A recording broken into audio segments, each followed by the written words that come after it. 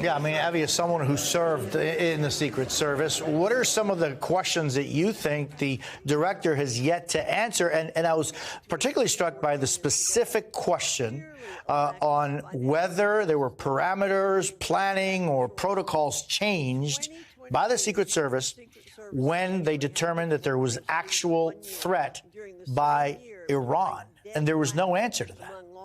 I think, I understand her not wanting to give too much away because obviously bad actors are watching this and you want to protect some information. But I do think it helps to answer directly. You can give, and you and I were talking offline, you can say, yes, there were. I just can't give to the specifics. And, I think people are looking for transparency and you want to find that balance. But there are a lot of questions that are still unanswered.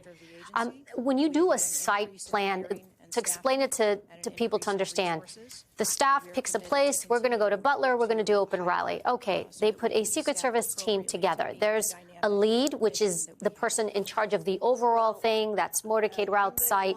Then there's a site agent. That agent is in charge of that site, Butler. Now, within that site agent, you get CS, counter sniper. You'll get a tactical, maybe. But you'll get all these different elements. And then together you put a security plan.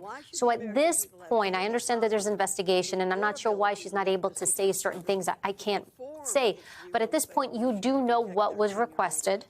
And she did say nothing was denied in this specific scenario. So when I hear that, clearly there was a line-of-sight issue. So then if she's saying nobody ever asked us for this, meaning when they say asked us, meaning the field team there, then my next question would be, who did it and why did they not ask? And then did you speak to them? So it was interesting. They asked her, did you speak with the sniper who took the shot? She said yes.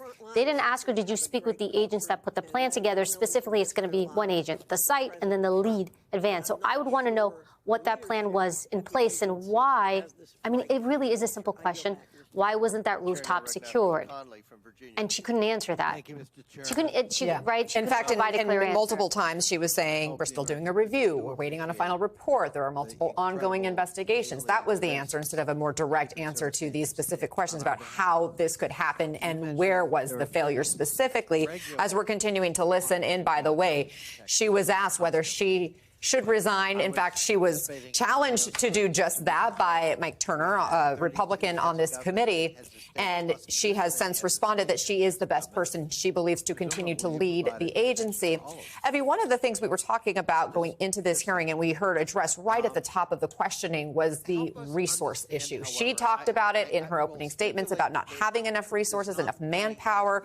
And then we heard that, the budget for the Secret Service has gone up over the past 10 years from $1.8 billion to $3.1 billion. To the average person, that sounds like a lot of money. That's a year, right? Right. But you say that's still not enough. It's not enough. And she did something really smart at the beginning. And I think when you come in with numbers and facts, it kind of hushes things down. She said since January 1st, and I wrote it down, we've secured 7,500 sites. 7,500 sites. So I want you to think about the manpower and what that takes. Then on top of that, we're protecting currently 36 people, 36, and that is not counting all the foreign heads of state who come. They also just did the NATO summit, which is massive. The RNC, they're going to do the DNC, and then UNGA. UNGA is United Nations General Assembly, where you've got over 100+ foreign heads of state coming.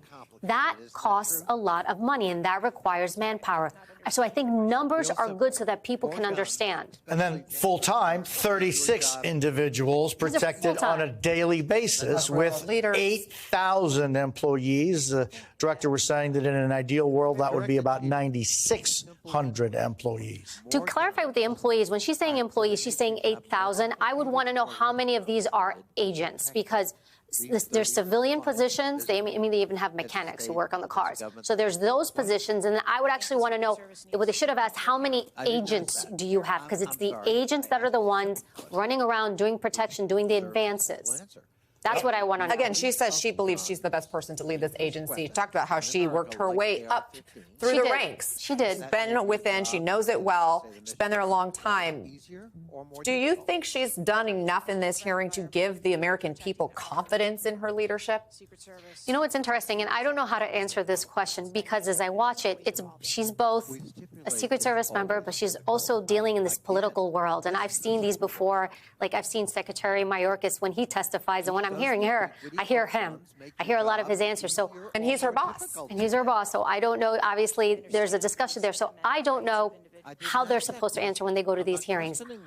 Do the American people want clear answers? Yes. Should they get them? Yes. But then when you go to this arena, which is such a strange arena, is this the way she's supposed to answer? Is this how she's briefed to answer? Is this what is appropriate for these types of scenarios?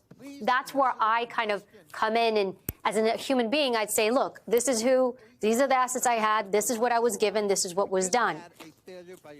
That's where I'm not sure in a setting like this, is this the way you're schooled? And you might know better. Is this how they're supposed to answer? I don't know how they're supposed to answer. What she has said is not satisfying when it comes to giving transparent information about what happened. No. And at least providing the light on the situation that helps us understand what happened and why. And that's what's still missing. I think what's missing, too, they did hit her on the response, the latter part where they said, why did it take so long? Because ideally they were on stage. They did. It was very heroic. They hunkered him down. But then there's that moment where he's actually standing up. And we do know the shooter was neutralized, and we hear that. But then you don't know. When it's all real time, you don't know what you're dealing with. So the other question is that protocol for him to be up and above, standing out there, not knowing if there's a second shooter? There is no way to know in that moment that there is no second shooter. Impossible. So that's a red flag. Why did that happen? And then there's so many. When you do these advances, there's layer upon layer upon layer, so that if there's a threat, something catches it. Something catches it, and you see many moments here where nothing was caught. She is trying to explain the difference between someone being a suspect and someone being a threat. Or being suspicious, rather. Excuse me. There's so many people that appear suspicious. So I think, and what she may not be saying here, is that the Secret Service knew there was a suspicious person. That is not enough to not let the president go on stage. That suspicious people are everywhere. I think if they knew, she said, we didn't know he was a threat. Right. There is a difference.